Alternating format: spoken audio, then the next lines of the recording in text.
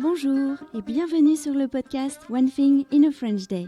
Aujourd'hui, mardi 23 juin 2020, cet épisode, le numéro 1855, s'intitule « Journal de bord, 99e jour, les aventures de Lisa à la piscine ».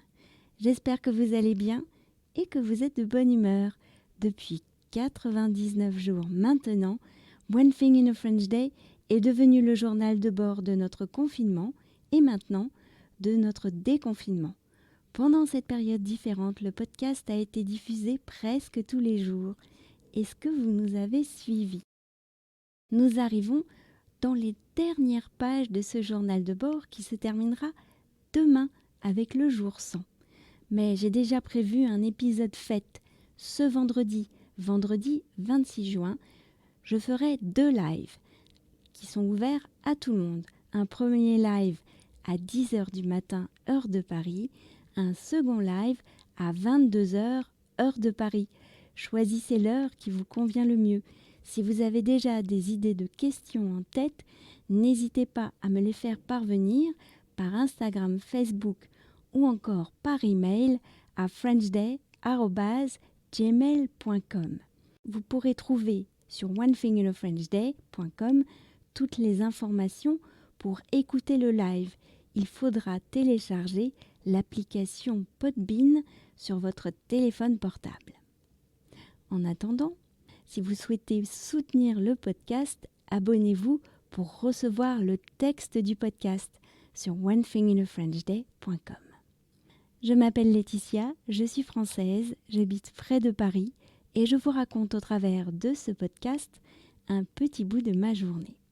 Enfin, aujourd'hui, le programme est différent. Comme depuis plusieurs semaines, le mardi est un retour dans le passé. Une auditrice m'a parlé d'un des épisodes qui l'avait marqué, un jour où Lisa était allée à la piscine. C'est l'épisode que je vous rediffuse aujourd'hui. Les aventures de Lisa à la piscine. Cet épisode date de mai 2017. Hier matin, Lisa est allée à la piscine avec l'école, comme tous les mardis. La maîtresse s'est approchée de moi à la sortie de l'école. Lisa a eu des émotions ce matin à la piscine.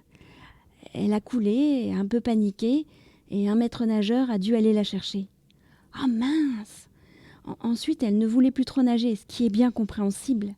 Je voulais vous prévenir de ce qui s'était passé. Merci, c'est gentil. Félicia, Lisa et moi avons quitté l'école. C'était dommage cette histoire, surtout que la fois passée, Lisa était tellement fière d'avoir accompli l'exploit de nager dans le grand bain. Félicia est partie devant avec sa trottinette, mais Lisa est restée à côté de moi pour manger quelques biscuits. « Ça ne s'est pas bien passé ce matin à la piscine ?» lui ai-je demandé. « Bof », m'a-t-elle répondu en avalant un grand bout de biscuit. « Qu'est-ce qui s'est passé exactement ?» « J'étais dans le grand bain », m'a raconté Lisa. « Et le maître nageur m'a demandé de m'accrocher à un tuyau. Mais d'autres personnes se sont accrochées au tuyau. Alors le tuyau a coulé. J'ai coulé aussi. J'ai eu peur. Mais ça s'est bien passé après. Le maître nageur, il n'avait pas son maillot de bain. Mais il n'est pas allé le chercher. Il a sauté quand même, avec ses habits. »« Il a sauté pour te sauver ?»« Oui, avec ses habits, » a répété Lisa en ouvrant les mains et en riant cette fois. La maîtresse avait omis de mentionner que super maître nageur avait sauté tout habillé dans le grand bain pour sauver Lisa des flots. Comme m'a dit Sylvie, à qui j'ai raconté l'histoire au téléphone tout à l'heure, ce prince charmant met la barre très haut. One Thing in a French Day, c'est fini pour aujourd'hui. On se retrouve demain pour le 100e épisode du journal de bord. À demain, au revoir.